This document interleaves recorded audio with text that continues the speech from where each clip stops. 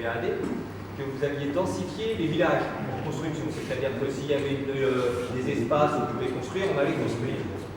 Donc moi, ça me pose question parce que, comme vous dites, après, il va falloir la qualité de vie. Donc à partir du moment où dans un espace, vous avez déjà une certaine cohérence pavillonnaire, si vous avez un endroit à construire, on sait très bien que la maison qui va arriver ne ressemblera pas du tout à celle qui était déjà construite. Donc au niveau, je finis, après je vous pose la deuxième question, comme ça après je pourrai répondre. Donc ce qui veut dire qu'on va avoir un cadre de vie qui va être défiguré par rapport à ce qu'il y avait avant. On est bien d'accord. Vous aviez avant une cité qui était avec un type de construction et demain vous rajoutez une maison qui n'a rien à voir. Vous avez un problème de qualité de vie. On détruit aussi une parcelle verte où il y avait des arbres et tout, donc c'est aussi un problème de qualité de vie. Mais vous avez répondu à ma question tout à l'heure en disant que ce n'était pas la décision de l'intercommunalité, mais du maire de la commune. Donc moi, c'est une très bonne réponse que vous m'avez donnée, parce qu'au moins maintenant je sais à qui je vais m'adresser pour défendre certaines choses. Et la deuxième question, on dit on va éviter de construire sur les terres agricoles parce qu'il faut préserver l'agriculture. Moi je pose quand même une question. On va empêcher à un moment donné de construire pour des maisons et tout ça, mais on va quand même continuer à faire des trous pour exploiter tout ça. Donc il faudra m'expliquer un petit peu la cohérence entre les deux. Parce que je crois qu'à un moment donné, votre document est très intéressant, il y a des très bonnes choses dedans, mais moi je pense que dedans il y a aussi des incohérences.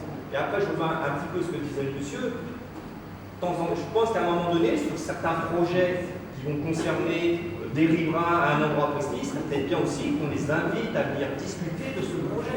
À minimum qu'on leur présente, pour que les gens soient au courant de ce qui va se passer. Et ne pas se retrouver du jour au lendemain dans le fait accompli, où on a par exemple, moi je vais donner l'exemple qu'on a chez nous, maintenant on a un grillage, moi je vais pas tarder à aller voir le maire pour lui demander est-ce qu'il va mettre des miradors et des mitrailleuses au pied du grillage.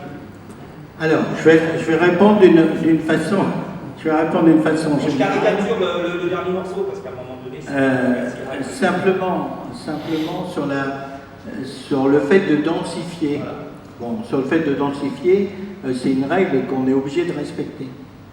Alors j'ai envie de vous dire, et nous dans les communes rurales, il y a 25 ans, on construisait, nous, les maires, on va dire les choses, enfin, moi en tant que maire, je prends la responsabilité de vous répondre, on se disait, une maison sur une parcelle de 1000 m², au moins il n'y a pas de problème de voisinage, et les dimanches de soleil avec le barbecue, le maire n'est pas sur le pont.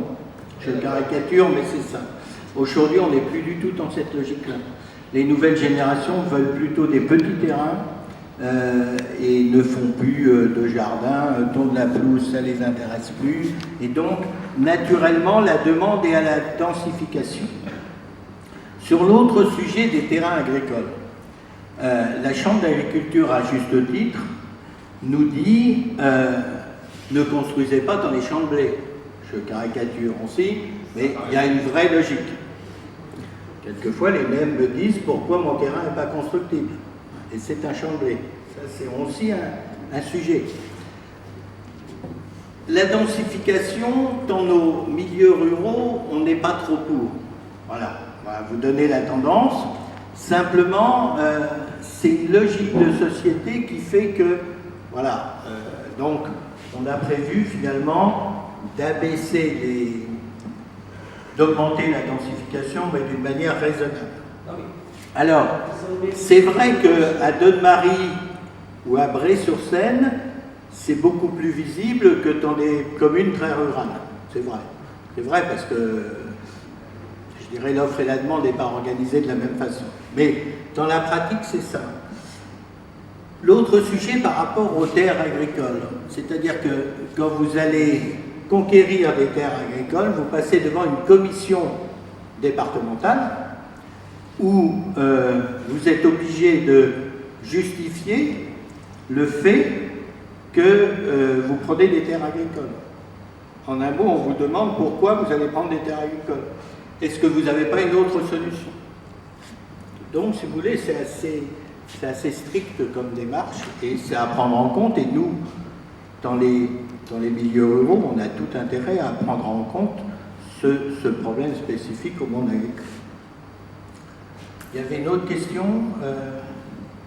Bon, j'ai répondu à votre question. Densifier, c'est bien gentil. Mais densifier, oui, là où il n'y a pas de terre.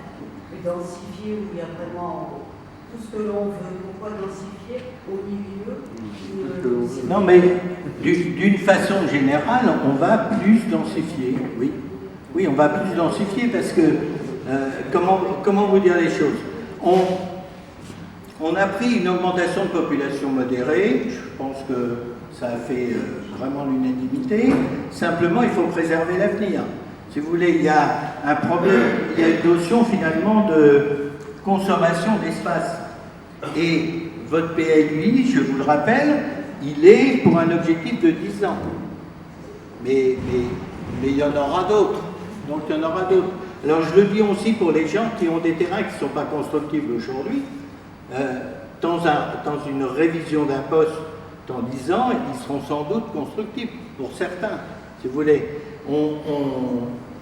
Ça va être séquencié par rapport à la consommation des terrains bâtis. Voilà, c'est ça la raison.